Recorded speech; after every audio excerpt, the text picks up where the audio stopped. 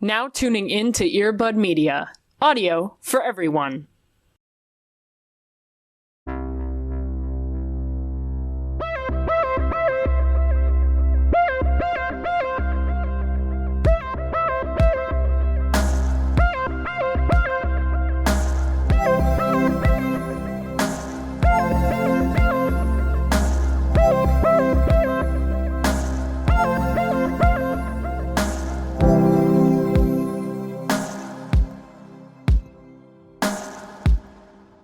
Are you on Drake Passage TikTok? Okay, I'm not on it, but Nicole is on it. That's why Nicole and I are the same person. Yeah, you guys have the same For You page. And she was like, as if this was a very normal thing, like, are you on Drake Passage TikTok? And I was like, the what now? What? So I learned a lot about a lot of people going to Antarctica for some reason. Which is such a, that's so Wall-E, right? Like, what is that? Yeah. Why are you going to Antarctica if you're not a scientist? Also, what are you gonna do there? Yeah, I'm like, I thought this was banned for anyone outside of research for penguins. Like, what? Like, what are you doing there? Right. When you get there? So, hi, welcome into Twilight. I am afraid of a lot of things. You should know this by now. Yeah. Keep up. Welcome to my 300th fear, which is now the Drake Passage. So I was introduced to it first, and then because my algorithm was like, okay, so we showed this to you, you watched it, now we're going to show you all of these fuckos who are just going to Antarctica. The Drake Passage is the scariest thing I've ever seen in my entire life. I don't like the ocean. I don't like deep water. I don't get it. I don't understand it. I don't know why big ships fuck with it. Like, just leave it alone. Right. The Drake Passage is the ultimate, we're going to Antarctica and we're filming about it because we're content creators. It's like you have 500 followers, but okay. And you want to die. The Drake Passage is trying to tell you, we don't let humans here. And it's the scariest thing I've ever seen in my entire life. What the fuck? Anyways, Nicole and I are the same, so... Yeah. So, hey, calibrate your For You pages accordingly because it's all ship. It's all big ship in dangerous water. Big ship, it's the hottest trend of 2020. The fact that they have to spend 7 days, a whole ass week on that. Seems like a whole ordeal. Yeah. That is what hell is to me. Imagine trying to make that time off request. That's like your manager's sorry. So... Meredith, you said your grandma's died 3 times. We've talked to you about this. We brought in HR. Now you're saying you're going to Antarctica? Hello? Yeah. It's like you can't use your bereavement for this. You can't, this many days. Not even just for a vacation, but the travel to get there. Right, exactly. It's a lot. What do you even do in Antarctica? What do you do? If anyone has been to Antarctica... Our email address is open. If you're a scientist, I know that's fine. I get it. But a lot of these people that I've seen are just we have money to spare? Right. Sure. I can't even buy lettuce right now. What the fuck are these people doing? Why are you going to Antarctica? Why are you willing to let the ocean decide if you live or die? Right. Yeah, that's not a bet you want to make, historically. Shit pisses me off. The ocean's an unforgiving lover. Yeah. Why would you tempt her? You remember why all those pirates and sea captains had all those superstitions? Literally. A lot of reasons. If you learn one thing from this podcast, don't fucking go to Antarctica. Yeah. If you were thinking about it, don't. Just reconsider. Yeah, invest your money. Not into crypto, but something. Yeah. I mean, we're not financial advisors, but don't go to Antarctica. No. Jesus. Yeah. Doesn't seem like the way to do your life, but I didn't realize I cared about this so much, but it really scares me and it bothers me. Yeah, you've been really yeah, it scares and bothers me. It's kind of fucked up. Welcome to being scared and bothered. This is Into the Twilight. Oh, our yes. Our 300th episode. Oh, I am 800 years old. My bones are so tired. Right. If you had told me 6 years ago that this fun little joke, we would do 300 episodes of it. Yeah. I would have laughed in your face and been like, oh, that's funny. Yeah, I would have called you a fool. Would have spit in your face. Are there vampires now in the news that we're talking about? Folks, got great news past us. It's only gotten more. Our contract has only gotten longer. Okay, but for real though, if you had told me 6 years ago that we would still be having new content about Robert and Kristen and Taylor on a weekly basis, I would have laughed in your face. Yeah, oh, absolutely. So you're welcome about that. Yeah, we did that. You're all welcome. We were the ones who matchmaked Taylor Lautner and Taylor Lautner, so you're welcome. Yeah, it's kind of hard carrying the entirety of the Twilight Renaissance on your back, but, someone's got to do it, and that is us. We are paid by Big Lionsgate to do the work that no one else will do. Right. That's an easy thing to fact check. That's not true, because if it was true, we would know who runs their fucking social media accounts. Honest to God. It still bugs me that we don't know. As soon as we know, it'll be our 6 last years later. episode. We'll get them on. Yeah. We'll be done. Yeah, we'll do a tell-all interview, and that's our swan song. It'll be that's a two-parter last episode, where the first part we get the Lionsgate social media team, and then we get Stephenie Meyer, and then we're done. That's all we need. Yeah. And then we die. And then Stephenie Meyer kills us. And then we both take the poison that Melissa Rosenberg slipped us. Fuck. How are you? Listen, this is, I guess it's less of a happy thing and more of a confession. You sent me a very interesting text last night. Yeah, I sent you a text that you were going to enjoy my happy thing. Forgive me, Father, for I have sinned. Oh, no. And that last night, we started watching Glee again. Oh my God. Okay, so hear me out. Taylor, our intern Taylor, posted a tweet last night saying that they started crying out of nowhere yesterday.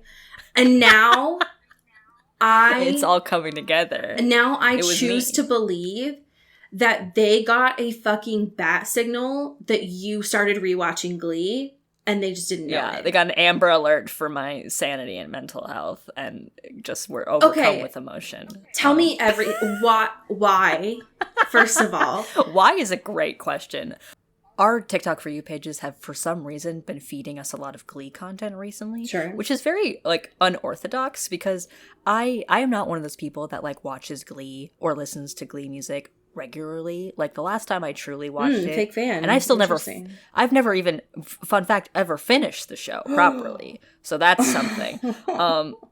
Every time I get to Let's Have a Kiki, I need to, bow out. Yeah, honestly, that's a great place to end.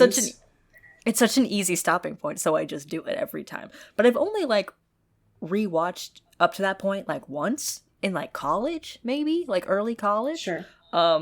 So this is not, something I am it's not, a comfort it's not, a rewatch show for me.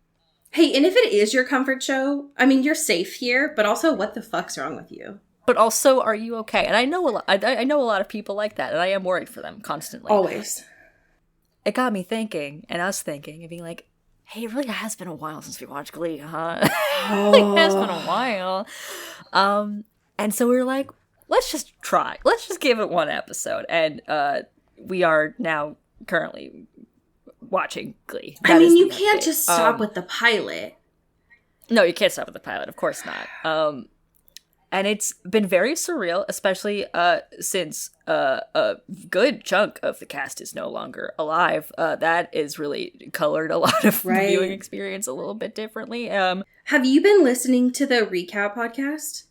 No, I kind of want to, though, because out of any of them, I trust them. You know what I mean? Yeah. They have good energy and good vibes. And I get their stuff on TikTok a lot, too, so I think that was also prompting this.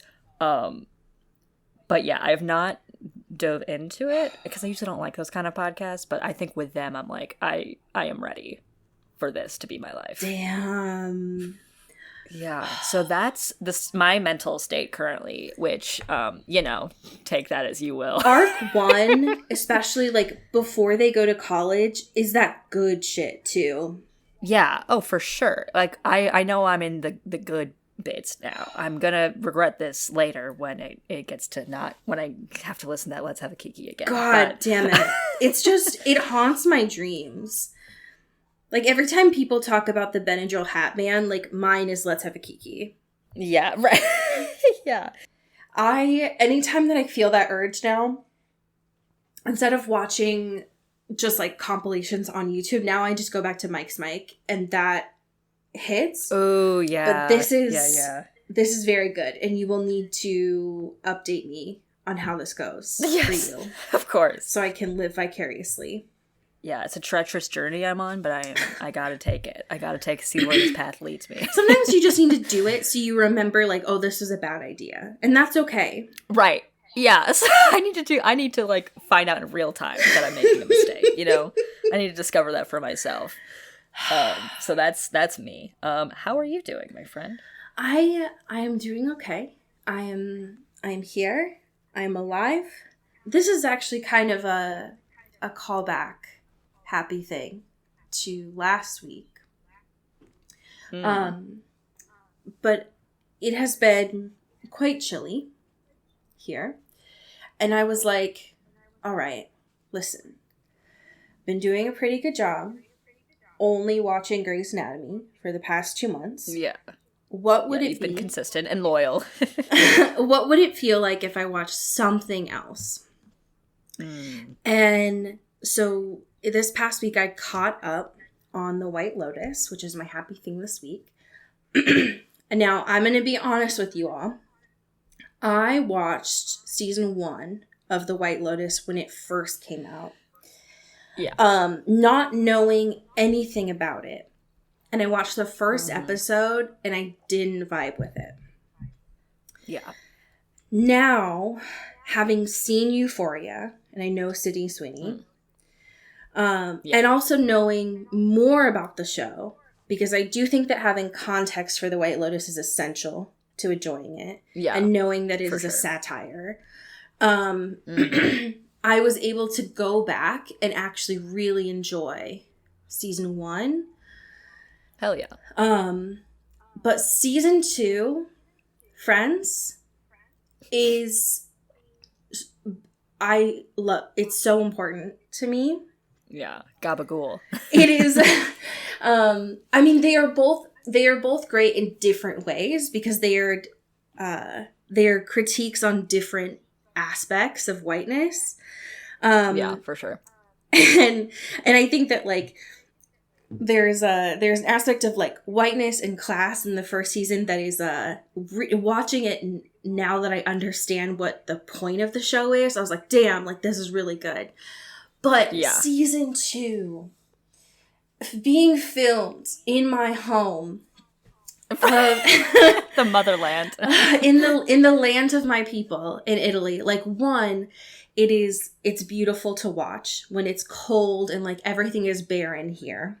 So I love that. I felt like I was getting like virtual vitamin D. But also the cast is so goddamn good. And we had mentioned Leo last episode, who now our boy. I understand. Like I hate him in The White Lotus, which is good, and I should. Yeah. But being able to see fucking Christopher from The Sopranos was such a good pull. He's so hot too.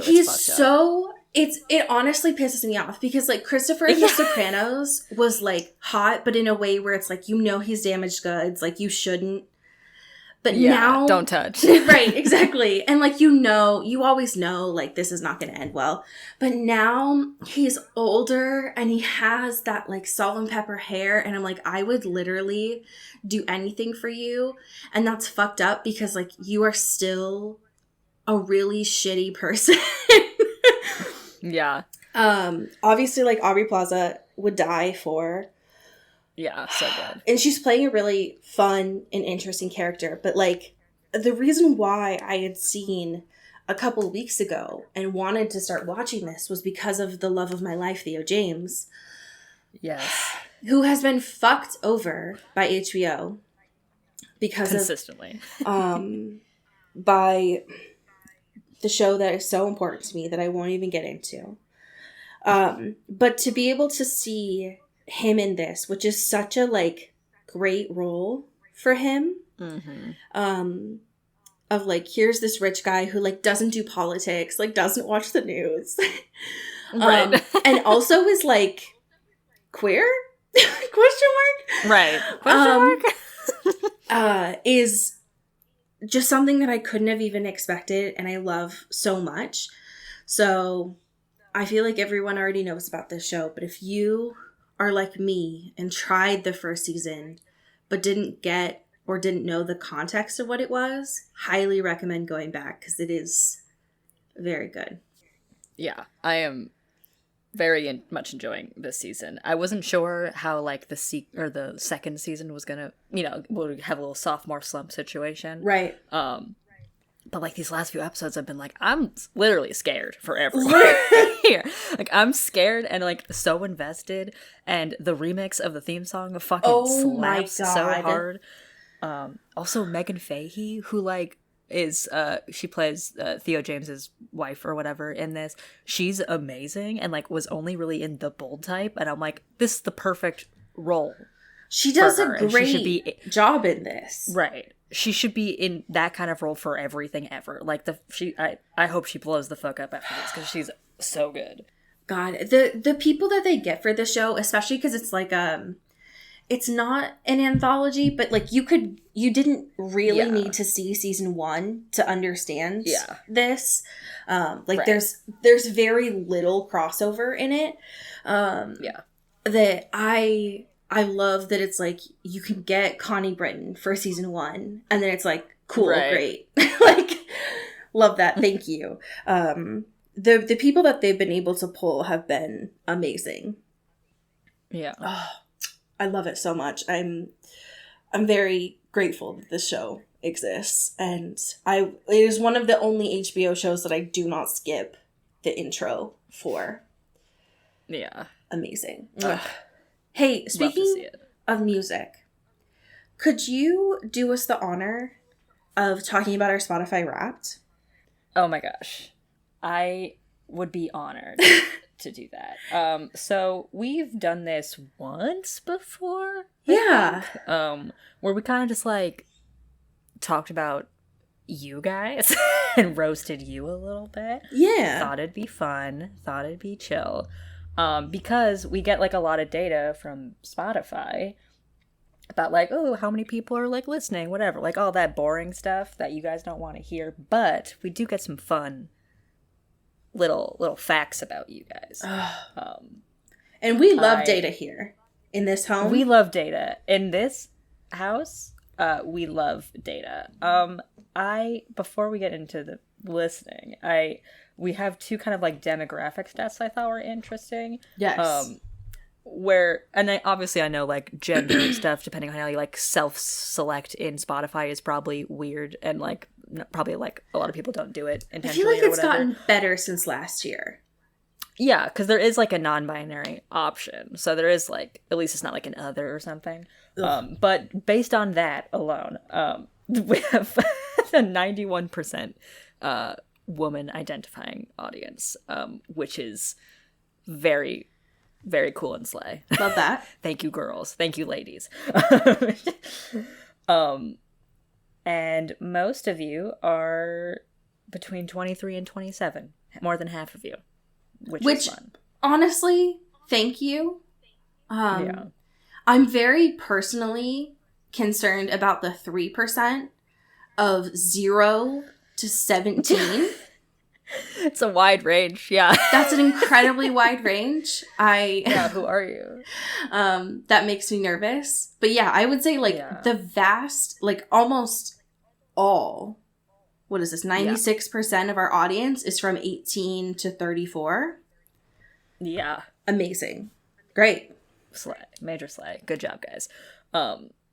And the most fun is that they give us a little bit of some artists, not related artists, but artists that you listeners listen to in addition to our podcast. I love this. And sometimes they're kind of like a cry for help. I feel like the last time we did this, it was a little had to do a little check-in. We did. But this time it's pretty solid. We have Taylor Swift that tracks. Yes. Hozier. Okay, lesbians. Let's go lesbians. Harry Styles. Yeah. Paramore, which I think is on here for the first time that we've checked, and Billie Eilish. So all queer. Great. Yeah, this is all gay culture. So that for sure tracks. I love this. This looks personally like a lot of artists that I listen to. So I love this. Thank you. Yeah. I feel there isn't a lot that I could roast you all for about this. Right. Other than I just want to make sure that you are setting alarms to take your meds. Right. Because the statistic probability that you are on at least one has to be very high with these artists. The probability that there is Lexapro involved in our audience is high. So take care of yourselves. And what this tells me is that you all should be friends with each other. Yeah. Got a lot in common. Because you got a lot in common. So, hell yeah. Cute. I love this. Very cute. We one love of the, numbers. I love them. I love data so much. It is something that brings me so much joy. So make friends with you all. Be nice. You all seem very sensitive. And that's okay, because we are sensitive here too. Yeah. We have just one piece of news this week. And I don't remember if we had talked about this before. But this is coming from Insider. So thank you, Insider. Yes. From the Kiara Boone, who was letting us know that Robert Pattinson himself was the one who introduced Rita Ora and Taika Waititi at a barbecue, being the true matchmaker that he is. So this is his fault, essentially. Yeah. We can blame him. What do you think Robert asks for at a barbecue? What do you think he asks for when they're putting that stuff on a grill?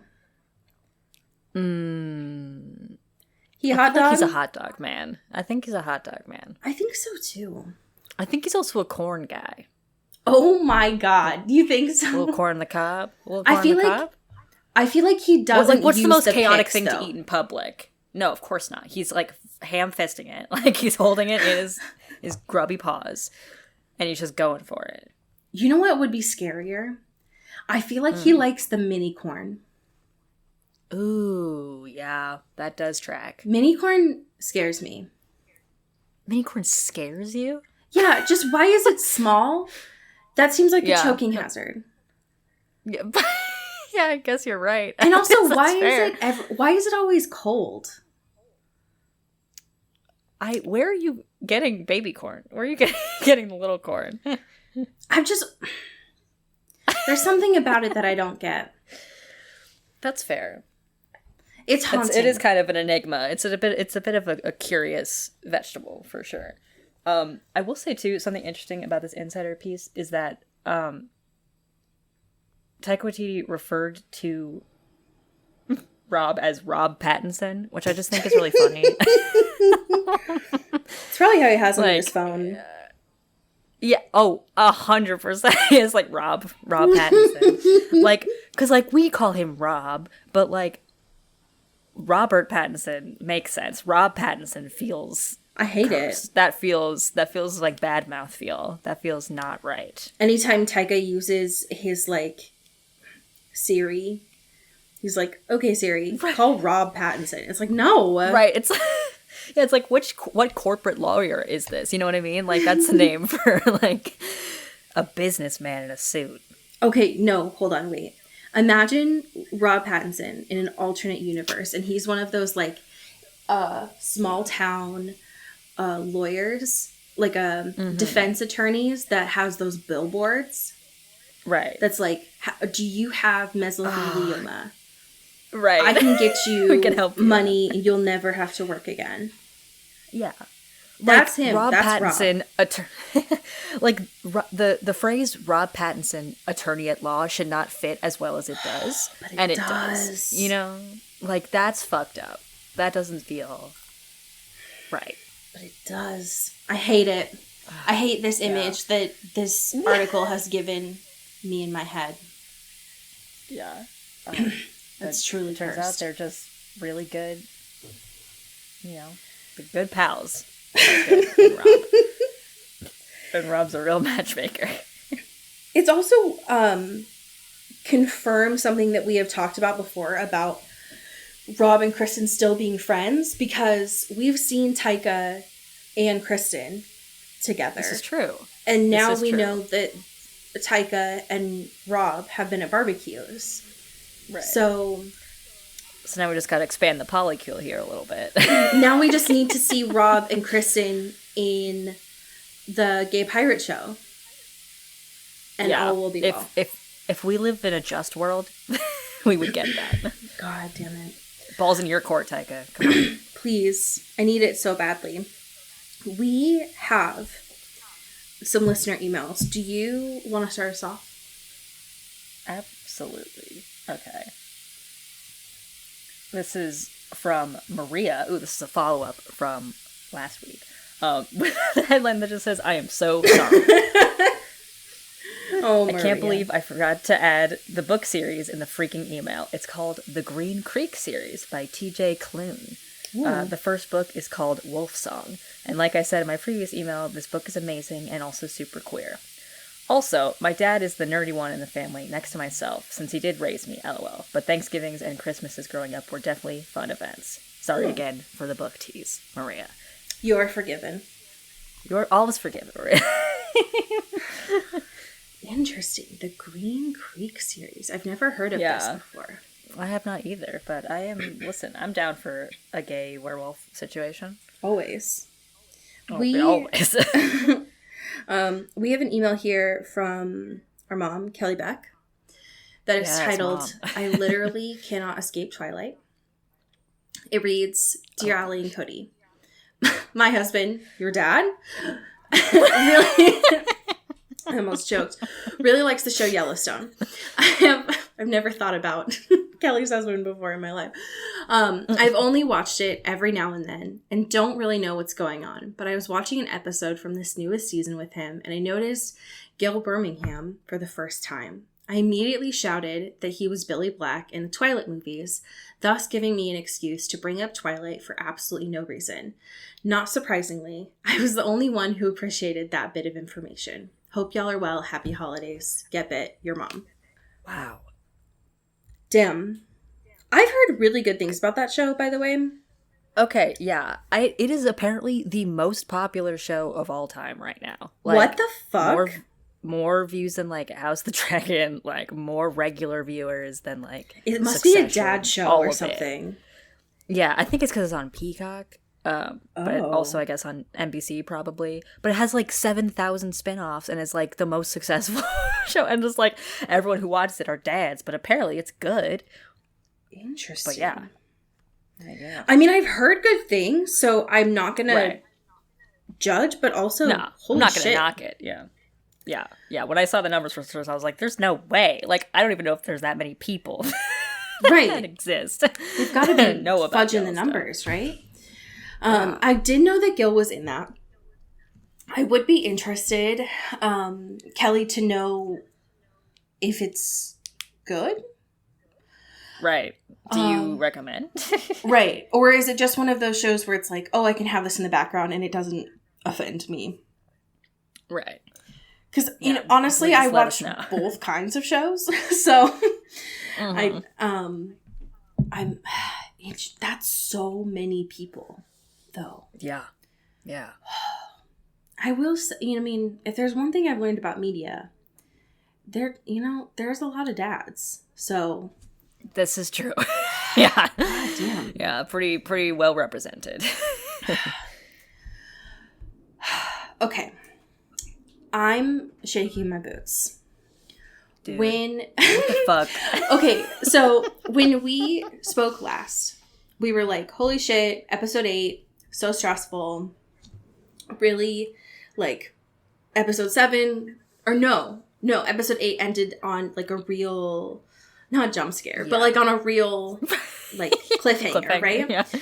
Jump scare. I mean, sort of. Yeah, it was kind of a jump scare. Like, how is this going to go? Here's what I'm going to say right off the bat. I texted Cody after I finished this episode last night, and I was shaking my boots. Like, because this... It was a very stressful voice note. Because I was like, I didn't want to say anything, because I didn't know if you had watched it yet. Yeah. And I was like, I didn't know how to say, like, please watch this. I need to talk to you about it, and I can't wait until the morning. But also, holy fucking shit. How this is the penultimate episode, and it was, every part of this was so stressful. What the fuck? Yeah, I was my butthole was clenched the whole time watching this. I was freaking out. 'Cause we thought foolishly that last episode was like, oh, that's the crazy twist, right? That's the wild, ooh, what's gonna happen kind of vibe, and everything's scary. And then this episode was like, hey bitch, you want some more? We'll give it to you. It's episodes like this that make me wonder why more people are not talking about the show. Because this episode was legitimately really good. Yeah, it was thrilling. And stressful. And it's like, you motherfuckers are watching and won't shut up about, like, these Game of Thrones shows. But you can't even see it. It's so visually dark. Whereas this is... This at least has lighting. Right. And it has, like, butts. That are, like, consensual butts. So... Right. How about that? Here's what I'm going to say. I don't know how to think about... And that's hard, right? Because there's, like, 20 important things about this episode. I don't know how to think about anything else other than when the queen says, we're fucked, aren't we, Harold? Okay, I lost my mind. The fact that the queen swore, I don't know what I was expecting, but she just said it so casually of like, oh, we're fucked. And I was like, damn, I mean, you're right, for sure. And that seemed to be pretty prophetic assessment of the situation. And it was like early in the episode. Yeah, it was setting the scene up for sure. So, and it had to be Harold, you know what I mean? Like it. Yeah.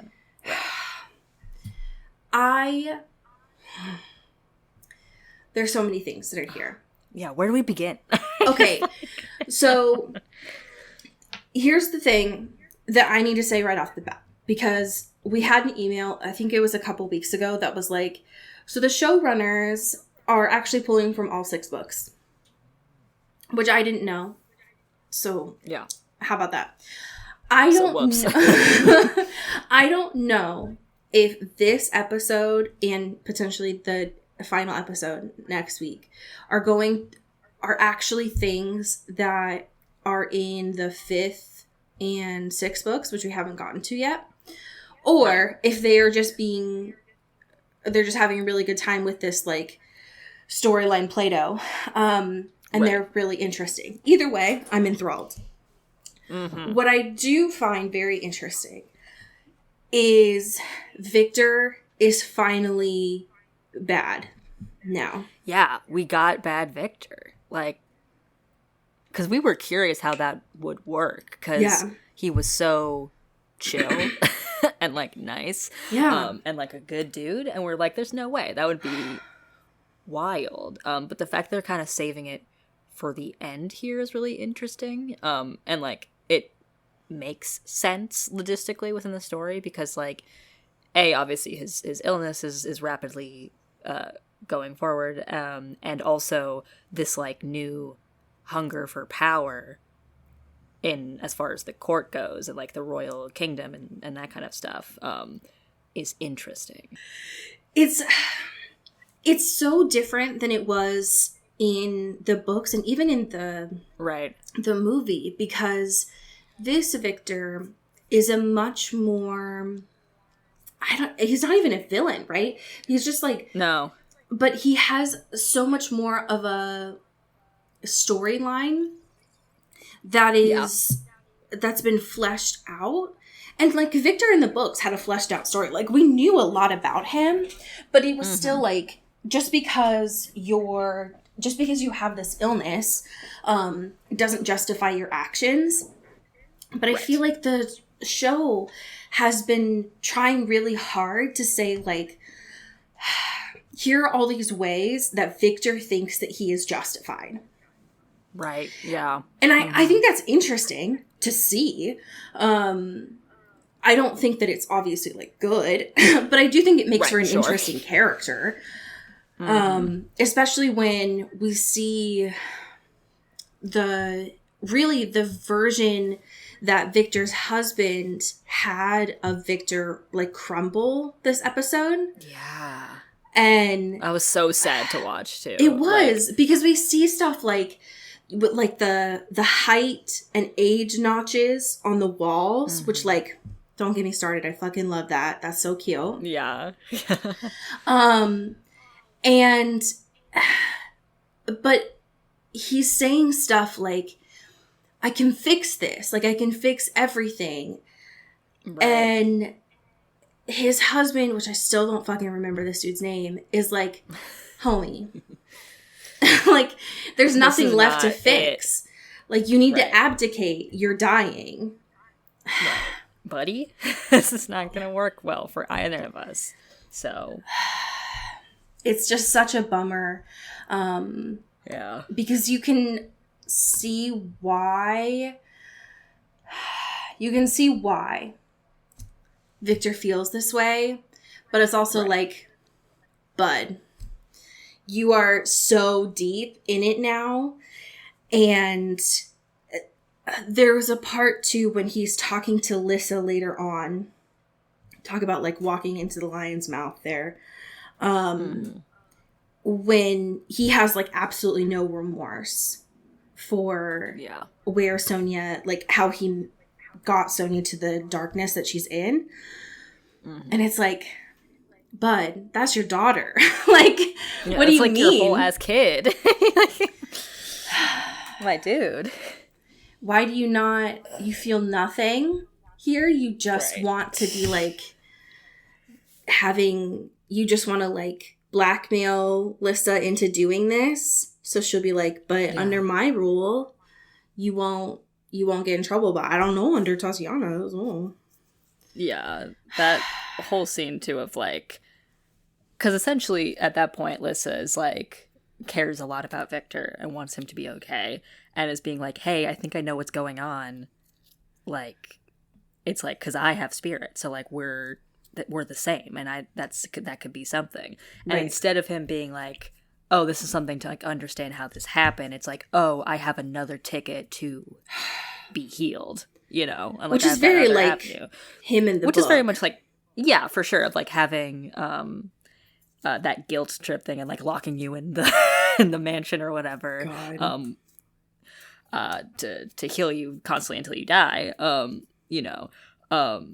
But like it felt so much like scarier in a visual form, because like there was like a switch that flipped, right, where he just became like this sort of very selfish person with no remorse or anything, and just like locks her in this room and like with a swiftness, and she's like, oh shit, like I'm fucked, like what the hell is going on here. That exchange was so interesting too, because in the book Victor knew about spirit. Yeah. And in the show, he only refers to it as the darkness. Like, he's only knowing what he's observed. He doesn't know that there's this fifth element. And so as soon as Lissa says that, he's like, oh, now I have the upper hand here. Right. And that's so dangerous for someone like Victor, because you can't give a dying man their last bit of hope here. Like, that's so fucked. But it was also really scary when she was like locked in there to see the family photos where Sonia was torn out. And it's like, Lissa, girl, you need to get the fuck out of here. This is not great. Yeah, it's not looking good for you. I understand why Victor is doing it, but it just makes me really sad that we're back to a place where, by the end of this episode anyways, Lissa does not have anyone physically at her side. Because that was the thing that was really interesting to me. By the end of this episode, it is not clear who Lissa's guardian is. No. Because, Like, we know that it's not supposed to be Rose. It was supposed to be Dimitri, but Dimitri is in Boo-Boo jail. So... right. He did a baby crime. Right. He did a little bit of treason. He just fibbed a little. Just a sprinkle of treason. And so, like, my mind, because of the books, would say, like, oh, it's Eddie.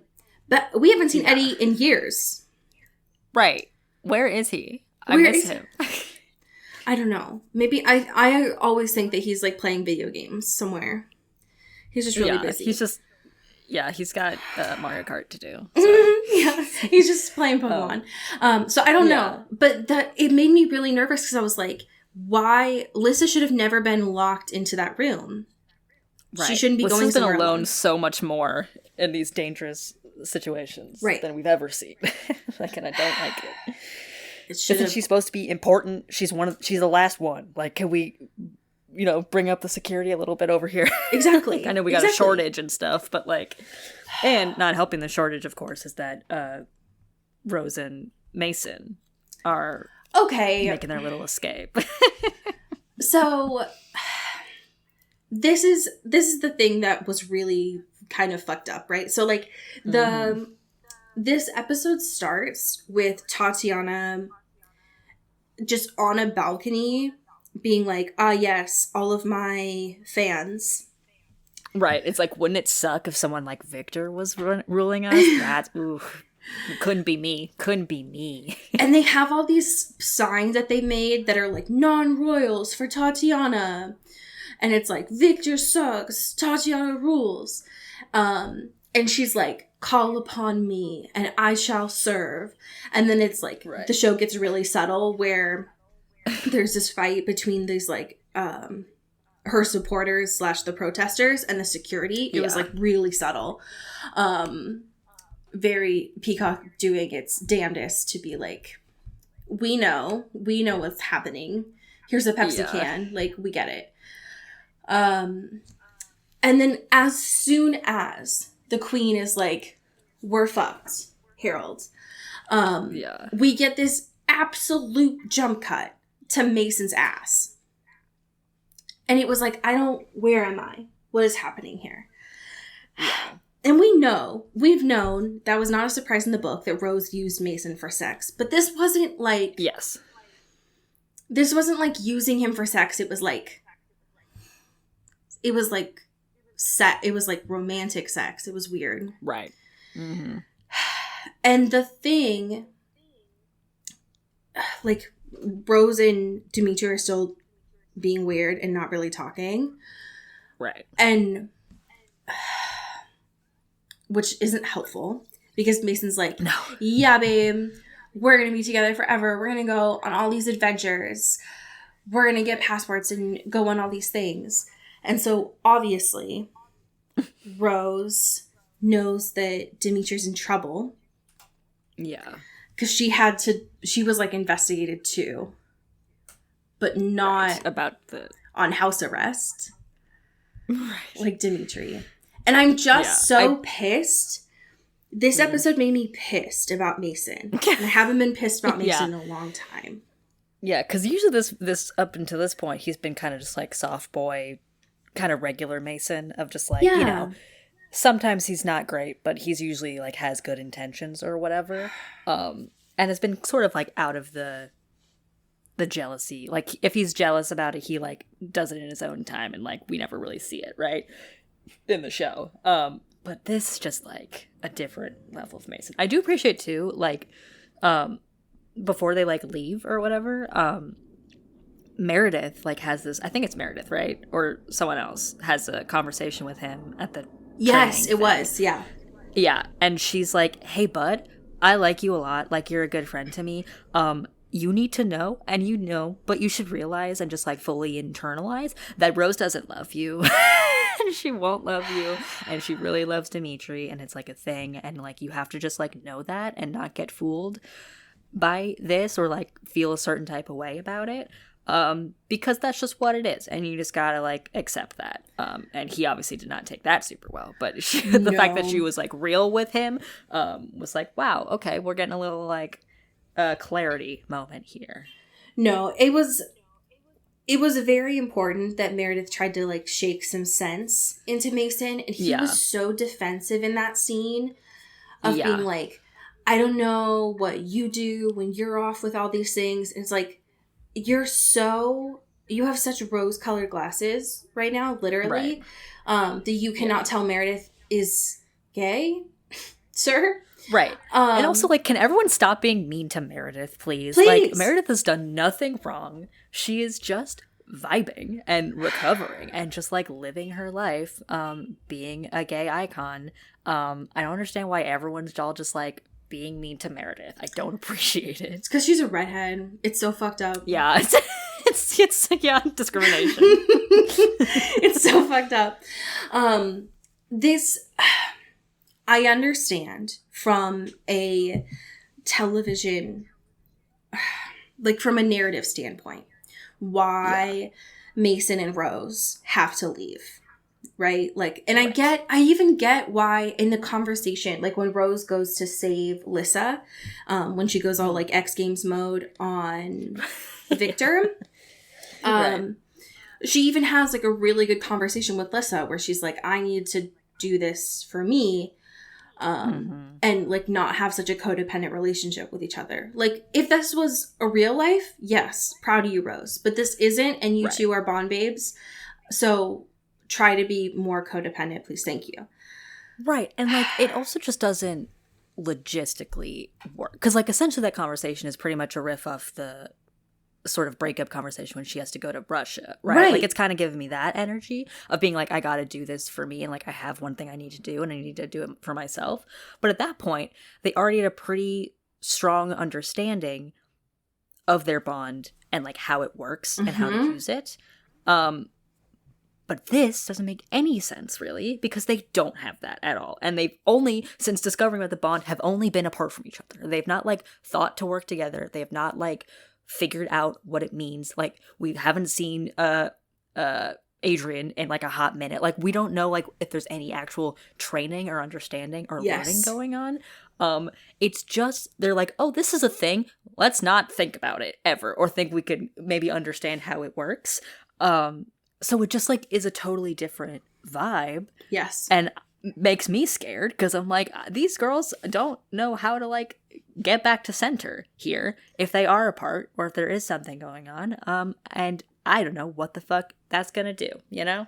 Especially when they are taking the, like, Russia conversation and they're putting it in the same dialogue as Lissa having the breakthrough of understanding the light and the darkness that comes with spirit. And she's saying to Rose, I just need to take a break for a second, so I stop pulling on you. And Rose is saying, cool, great, I'm still gonna go. Like, that would never happen. No. And if this is actually gonna go how it ends in the episode of them driving off campus and theoretically out of the Dominion, then they are trying to do exactly what Dimitri did to his charge, and that would fundamentally break Rose. She'd never be able to recover from that. So how about we don't do that instead? I think it's interesting too, before that conversation when Liz is talking to Victor and being like, we get the confirmation that she is on the medication for it, and like the dimming of the stuff. And I don't know if I missed that earlier or if this is the first time this has been mentioned. But that feels important, you know, of like them understanding what the spirit is and all that. We've seen her taking the meds, but they have not actually said out loud what the meds were for. So gotcha. Okay. That makes more sense. But I was like, that feels like a throwaway of what those were. But if you hadn't read the books, you would have no idea what she was taking meds for. Right, yeah. Yeah, and it just felt like a very throwaway thing, especially if you're, like, not as invested in this as we are, as far as the lore goes. Right. Like, yeah, that seems like an important detail, especially if they're still being, like, weird about talking to each other and, like, actually figuring anything else out, Yes, I agree. Okay. So, Dimitri. Baby jail. The first time that we see him this episode is right after Mia clocks Lissa as a spirit user. And which is important because that's kind of why Lissa ends up going to see Victor. But Dimitri's just in this, like, I mean, he's in the training grounds, but it looks like a playground. It looks kind of fun, to be honest. Yeah, it did look kind of cool. Yeah, he's like flipping tires and playing on swings and shit. And they come up to him and he's like, "You're under arrest for treason." He's like, "Literally what?" I'm just here. It's like, I'm just vibing. I know. And he's obviously not saying anything, but it turns out that it's for Sasha, Mikhail's sister, who they were like, let escape, but they said she was dead. Mm-hmm. So, rip. Yeah, apparently that's a pretty big deal. Apparently treason's court. like important or whatever. Yeah, it was so funny too because they were like, you said she was dead. He was like, yeah, and then they're like, well, she's right here. It's like, oh fuck, damn it, damn, okay. I guess I misunderstood that. Yike. So they put him on house arrest, and they have this like tracking collar around his neck. Not on his ankle, but around his neck. And his house arrest quarters are actually like very nice. It's kind of chic. Yeah. He has this like huge room with a bed and workout gear and a shrine, like a place for him to still practice religion. Like, it's very chic. Anyways, when Rose goes to see him, this conversation's like super heavy between the two of them. And you can tell that there's a lot of things that are unsaid, which is awkward. So, not great. The things that get difficult is they do find during their like mini trial, and throughout this whole thing, it's important. He keeps looking at Alberta, and Alberta's like not saying anything. During the trial, they find him guilty. So they take him down to the dungeon. And when he's on his way down there, and this is not like a old castle dungeon. It's important to note this is like where they stored dinosaurs in the new Jurassic Park movies. It's like it's got all this like in this like bright ass LED lighting. Like, it's not cozy by any means, but it's not like wet and shit. Yeah, sure. So on the way to the dungeon, this is when Mason is like getting ready to go meet Rose. He does this ultimate like fuckboy behavior where he goes to see Dimitri and he's like, "Hey, just so you know, Rose and I are leaving. We're getting out of here." Dimitri does the thing. That's my ultimate favorite thing. And he's like, "Don't tell Rose about what's happening to me because she would never leave if she knew." Which is, he's not wrong. Yeah. But this just like fucking breaks Mason. And he is like, "Fuck you, Dimitri." Right. I hate you. And he like screams this out loud. Yeah. He doesn't just like say it close up to him. He like yells this. Yeah, he makes it everyone's problem. God, Mason. This is very like book Mason, I will be fair. Which is why it made me want to like hide. Yeah, it's just a shame because we hate Book Mason. Hate Book Mason. It is important to know that Dimitri is in this box until the end of this episode. Do not forget that. It's very important. It is very important that you remember that. Okay. So, other things that are going on. The love of my life, Mia. Having a really hard time.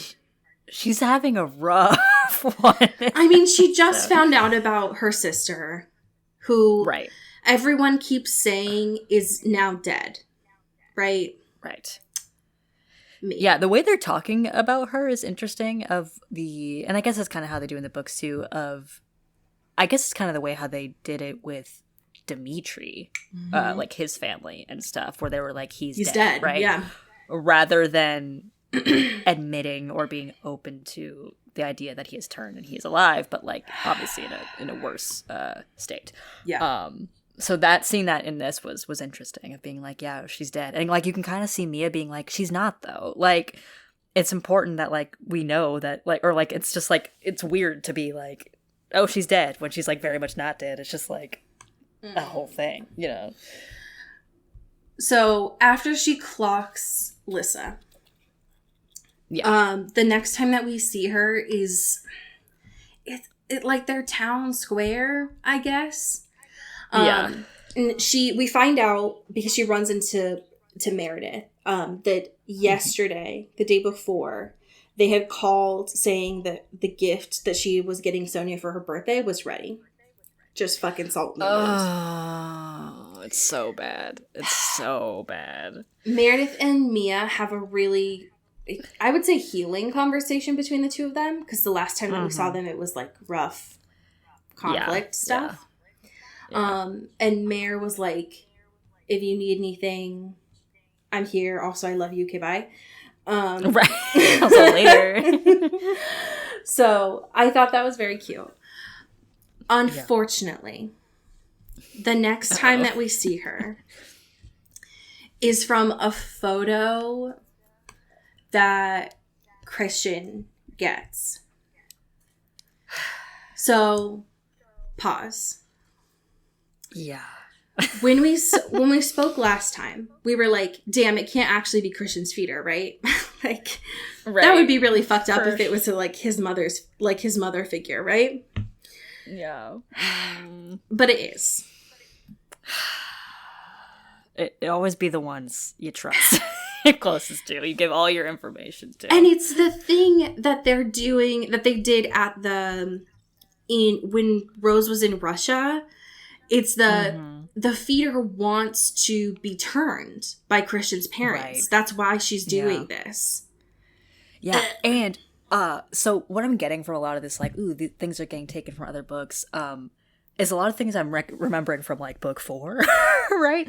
Because it's like you have that conversation with her of being essentially doing the pitch that Dimitri gave Rose about how cool and sick it is to be a Strigoi. Yeah, right? The awakening conversation. Right, calling in an awakening and being like, you're going to be stronger and faster and, like, live forever and it's going to be fucking awesome. And, like, who wouldn't do that? Like, that's the same fucking conversation. Right. That Dimitri gave to Rose. I was surprised they mentioned that here. Yeah. It's so interesting. I know. The way that they're... the way that they're cherry picking that I found very odd. I mean, it makes sense in this context, but I was like, it was very pivotal that Dimitri said those things to Rose at that time. Mm-hmm. Right. Interesting. Yeah, because it carried a much different weight. Because he was saying it in a very... I mean, so was the feeder in this sense, but it it had a much different weight of him trying to be persuasive. Totally, yeah. So the next time that we see, because Christian was like, okay, well, tell my fucking parents that I'm ready to meet them. Right. And she was like, okay, bet. So he like goes outside his room, and can I just say that these fucking dorms look like a trap if you get like wasted as much as these kids do, because as soon as you go outside your dorm's door, there's a step down. Hello? Yeah, it seems like a pretty hazardous situation. The amount of like sprained ankles they would have, dangerous. Yeah, so through the roof. He sees this box, and he's gotten a lot of boxes, right? And there's there's a note in there that's like, lol, plans changed. And then there's a fucking photo, but we don't know what the photo is. So Christian runs down to Alberta, and he already has like tense conversations with Alberta because she accused him of shenanigans before. And he's like, listen, of being the problem. You need to take this photo seriously, because we see that it's Mia and she has bite marks on her. Yeah.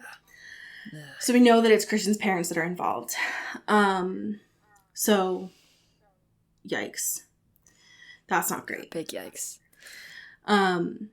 So this is where like the last 10 minutes of this episode, I was on the fucking edge of my seat. Because I was pacing. I was running around. So fucking stressed out. Because, okay, so we see Jesse Zeklos' dad. Yeah. I know, Spooks. I'm stressed out. He's there, and they go to the wards at the edge of the property. Yeah. And what they're doing is they're going to do a swapsies. They're going to swap Sonia for Mia with Christian's parents. You take one, we'll take the other. Because this will never go wrong, right? Right. And also won't traumatize Mia further. Literally. Like, fucking Jesus. Yeah, going through the ringer right now. So Christian's already talked to his mom, who's a Strigoi. But he hasn't seen his dad up close, and he's just shaking in his boots when this happens. Yeah. Because Christian, unfortunately, is realizing his parents don't have a soul anymore. So they're not his parents the way that he knew them, and that is causing a crisis for Christian. Yeah. It's not a lot of things at once, you know. It's not great. It's not going well. It's also not going... This bargaining's not going well. I know. I'm stressed out. I feel like they should have known personally they weren't going to get that feeder back, because they snapped her neck so quickly. It was comically fast. It's like they really said, nope, absolutely not. So that's not great. My heart was in my in my stomach when they did the swap at the same time, and Mia was like screaming for Sonia. Yeah. Dude. And there was just nothing there. Sonia was just like, absolutely, there's nothing. Yeah. And then Christian just like yelling for his parents. And it's like, homie, those aren't...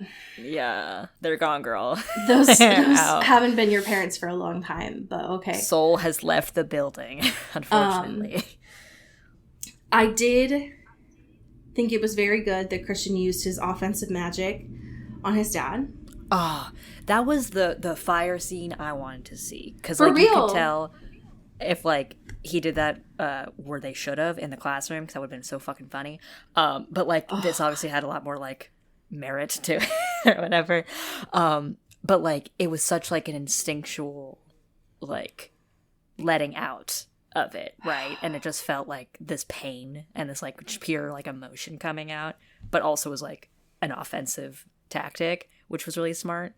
But yeah, it looked really cool too. It did. As far as the visuals went, I was like, damn, that's a cool ball of fire. It was a very cool ball of fire. He also tried to get his mom, but she was like, "Zoop, no, I'm out." Yeah, she zoomed out of there. And then all hell breaks loose. Because you need, and these words are different than in the book, but you need like two people with fancy stakes to like lower and open the wards at the same time. And we find out that there was a fucking traitor who powered down the wards. So all these fucking Strigoi come in and they hurt Alberta. Rude. You already hurt Mia, so strike two. Right, enough. And like right before Christian sets his dad on fire, Christian's dad was like, "You thought like we just wanted Sonia? Like that was our plan all along?" Like, right, you idiots, you fools. Yeah. And so he shares like, "No, we've been playing chess all along." Right. Which is why it's so scary that Christian's mom says the thing that the blonde-haired Strigoi said in the book of Lissa is mine. Yeah. So that makes that even more painful now. Yeah. So, important to remember, Dimitri still in a box. Mason, Rose, in a car driving off somewhere. Yeah. I felt like already the Guardians on campus, few and far between. And right, now exactly. all these very competent fighters are not there as well. The way that they were showing the faceless monk coming back, especially paired with the comment that Mason said about Meredith going to the commune, I was very scared for a second they were going to make this be Mare. And I was like, that makes no sense with her whole fucking demeanor. Like, that doesn't... Right. But also, like, interesting, right? Mm-hmm. How did you feel when the mask came off? I fucking screamed. Because this whole time... Because it turned out, whoop-de-whoop, it was Tatiana. Shocking. What? Hello? What? Because this whole time, we've been like, what is Tatiana's endgame? Like, what logistically is... Because she's been playing both sides. She's kind of like figuring something out. Obviously, didn't win the election, whatever. And now it's like, I'm playing with fire, baby. Like, I'm going full offensive. I'm not, like, gonna sit pretty anymore kind of shit. And I'm like, damn, that does make sense. It sucks and it checks out. Absolutely. So I screamed. I screamed even more when it was revealed who she was talking to. Oh, yeah, because she, like, bursts through this door, takes off her mask, and is like, fuck the queen and fuck your sister. And we're like, hello? Like, right, what? Who are you talking to, Tatiana? Yeah, it's like, you're coming in really hot, Tatiana. I don't know what's going on. And it's fucking Andre. Andre's alive. What? And then they thought, one reveal ends. Is not enough. We need the 1-2 punch, baby. And we saw Andre earlier in this episode, but it was Lissa, like, seeing her dead brother, like, the way that she's seen Andre before. Yeah. Right. And that was when she was locked in Victor's office or whatever the fuck. And she's seen like the ghost or like the projection of Andre before. So it's not like a surprise. Mm-hmm. But then to see Andre, like, he was like tied up in ropes. Yeah. Right. Oh my God. Losing it. Lost my damn mind. So it makes so much more sense that it's like, okay, Tatiana's going to try to play the long game, right? Of like, I'll go through the normal routes of politics. Right. But that's not going to work. Route, yeah. So I'm going to fuck with the Strigoi and try to kill people off instead. What the fuck? What an evil mastermind. She's so smart. Yeah. That's scary. I'm scared. But now that means that the Dragomir quorum is, like, fine. Right. She's not... Right. But nobody knows. Because except for her, I guess. But that's the thing that we didn't say. So, like, at the end of this, when Lissa goes X Games mode, Victor's down for the count. He's, like, healed, but he's knocked out. Right. Lissa goes to the queen and is like, hey. Oh, my God, yeah. So, here's my proposition to you. This benefits me, but most importantly, it benefits you. The way she plays this is so good. It's so smart, right? That she's so like... pandering and so perfect. I have some time to go, right? I need to build up my quorum. That's fine. That's valid. That's fair. I need to learn. I'm still young. Right. And you're kind of already going through like a PR nightmare right now, so with your other selections. So, you give me the heir, like you had originally planned to, eventually. But for now, You stay queen. You make everything, the trials, you make them moot. Just cancel all that shit out. And the queen was like, you know what? That's a really good idea. Like, that actually sounds really cool. Let's just forget all of that. It's like, all this made me realize I actually kind of do like being queen. And I'll probably do this for a little bit longer. And it's so good. And they, like, again, like, plaster it on the big TV screens and stuff that they do all their news on or whatever. And yeah, it's like the first thing Victor sees when he, like, comes to. Yeah, and it's like Lyssa just, like, right behind her, like, with a coy little smile, and Victor's like, are you fucking for real? Like, that bitch. That's that So good good. shit. Yeah, that's what I'm talking about, baby. Let's get a little, like, murky with the politics. Let's do some bribes. Let's go wild, all right? But I have no fucking idea how this next episode is going to go. Because now the Strigoi have stormed the grounds like they did in, what was that, book 3? Right. No one is there to help. Mm-hmm. I'm scared. I'm very terrified. I'm nervous. But this episode was one of my favorites out of the bunch. Oh, yeah, easily.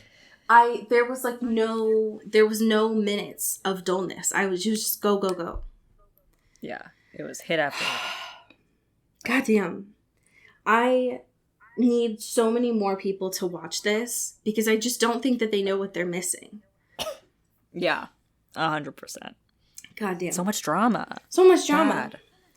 God. I'm sweating over here. I know. We have 300 people to thank now. No, we don't. But we have some amazing patrons. Could you imagine? Do you want to start us off? Absolutely. Thank you to Katie Black. Ooh. Thank you to Kylie Minty. Pew, pew, pew.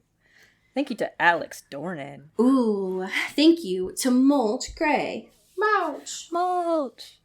Thank you to Jasmine Anastasia. Ooh. Thank you to Megan Pattinson. Ow. Thank you to Cassandra O'Shea. O'Shea. Thank you to... Oh, there we go. Kati Carp. Pew, pew, pew. Thank you to Hope Castile. Ooh. Thank you to Rachel Ashford. Ooh. Thank you to Vivian Yulee. Thank you to Maddie Facinelli. Ooh. Thank you to Samara Rinaldi. Ooh. Thank you to Genevieve Morgan. Ow, ow. Thank you to Danielle Burke. Ooh. Thank you to my mom, your mom, our mom, Kelly Beck. Thank you to Sophia Salinger. Ooh. Thank you to Lara Forty. Ooh. Thank you to Dan Zeklos. Ooh. Thank you to Maria Swan. Pew, pew, pew. Thank you to India Peach. Ooh. Thank you to Emily Ozera. Ow, ow. Thank you to Jaylene Ivishkov. Ooh. And last but certainly not least, thank you to Ashlyn Bogle. Pew, pew, pew. I have a fanfiction for you that was written by M.M. Wrights. It is titled Vampires Will Never Hurt You. The summary is a satire Twilight fanfiction. On the outside, he was a murderer with a cold and dead heart. A heart that wasn't capable of loving or being loved. Not a man, but a bloodthirsty creature with uncontrollable urges. He wished he had the willpower to stop his habits and let himself die. A girl, her heart black and corrupted with the feeling of never being able to accept love. To her, everyone hates her. To her, everyone wants her gone. To her, dying felt less like a fear and more of a miracle waiting patiently to be bestowed upon her. She thought he was her solution to finally getting the death she's been longing for. However, it complicated things that he had decided to imprint himself on her, and now only has one reason for staying alive. and making sure she stays alive. This is from Chapter 2. The Cullens glided smoothly into the cafeteria, doing little to nothing, but somehow making their presence known by the entire room. Everyone in here turned to see the pale beauties enter. They were so pale that I could even see a sparkle to their skin. But there was one other one that Jessica and Angela seemed to have left out in their little introduction. One more pale-faced guy was farther behind the Cullens. Instead of having tousled copper or bronze hair, it was jet black and messy.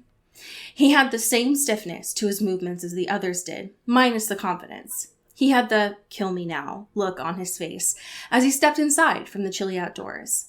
He had the vibe of someone who would get caught doing drugs behind the school with his jet black jacket with zippers, tight jeans, and hair that covered half his face. His porcelain skin looked like it would shine brightly in the sunlight, even if it decided to come out.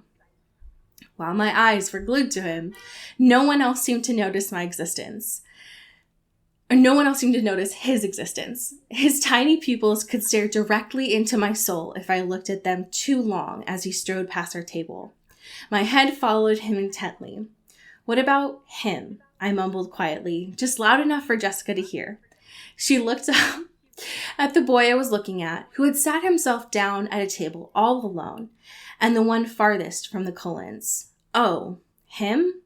Any enthusiasm she originally had in her voice depleted completely. She looked almost disgusted, or possibly fearful. I couldn't tell. That's Gerard Way. He transferred here last year, I think. He hasn't been here long, as long as any of us, other than you two, of course. She chuckled at me and Bella, while Bella still had her sights set on Edward, not too far from us. I, on the other hand, was far more interested in the other one. Gerard Way? That name doesn't ring any bells, I said. End scene. Wow. I love it. So, you're welcome, Stephenie Meyer. There is so much of that story for you to enjoy. And if you want to continue that, it is yours. Happy 300th episode, folks. If you didn't know that you needed Gerard Way in Twilight, there you go. It's there for you. Yeah. First of all, what were you thinking? Second of all, you're welcome. Second of all, you're welcome.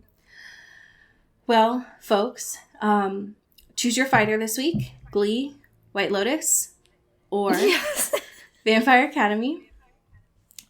Tell your friends about the show so we can continue to get sad music recommendations when we look at our demographics. And, as we say here in the Pacific Northwest, get bit. And get whipped. Ooh. Ooh. Into the Twilight is an Earbud Media production. You can follow us on Twitter at Into the Twilight or on TikTok at Into the Twilight Show. You can find me at Cody Corral on Twitter and Allie at Alexandria Does. And you can support us on Patreon at patreon.com/Into the Twilight. We have merch, so much stuff. All those links are in the episode description. And make sure to rate and review us on your favorite podcast hosting platform. It really helps the show. Thanks. Bye. You've been listening to Earbud Media Production.